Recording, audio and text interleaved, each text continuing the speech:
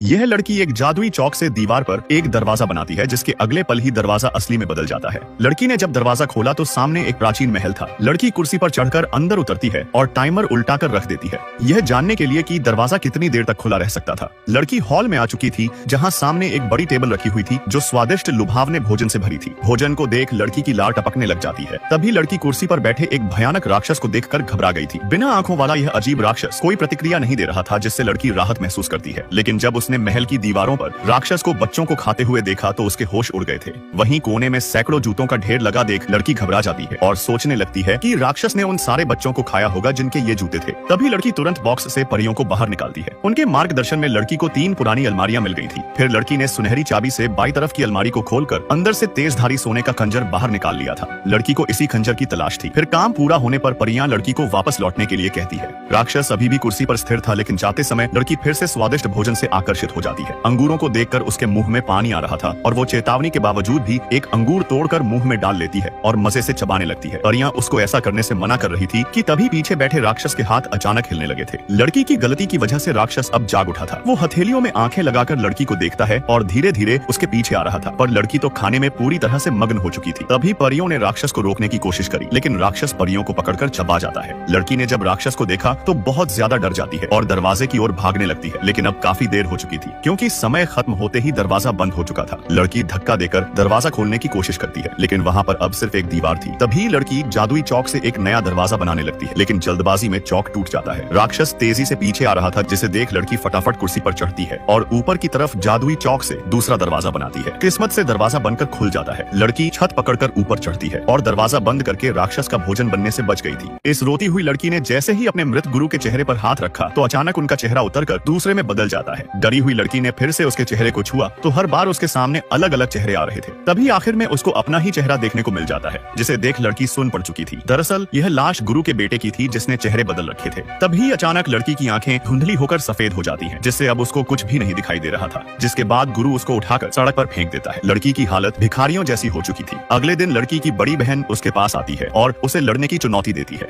लड़की बहन से कहती है कि मैं देख नहीं सकती हूँ, लेकिन बड़ी बहन का कहना था कि वो मेरी प्रॉब्लम नहीं है। तभी बड़ी बहन ने छड़ी से उसको मारना शुरू कर दिया था। अंधी लड़की लड़ने के लिए छड़ी घुमाती है, पर उसके सारे हमले खाली जा रहे थे। बड़ी बहन उसे पसंद नहीं करती थी, जिससे वो पागलों की तरह लड़की पर अपना गुस्सा निकाल रही थी। छोटी बहन मार खाकर जमीन पर गिर जाती है, लेकिन वो हार नहीं मानती, बल्कि उसकी लड़ने की इच्छा और बढ़ जाती है। गंभीर चोट लगने के बावजूद भी वो झुकती नहीं और पागलों की तरह छड़ी घुमाने लगती है। तभी अचानक उसके गुरु आकर छड़ी को पकड़ लेते हैं और कहते हैं कि अगर तुम अपना नाम बताओगी तो तुम अपनी शक्तियों को वापस पा सकती हो और ऐसी जिंदगी से छुटकारा पा सकती हो। लेकिन लड़की का कहना था कि उसका कोई नाम नहीं है, वो बस एक छींटी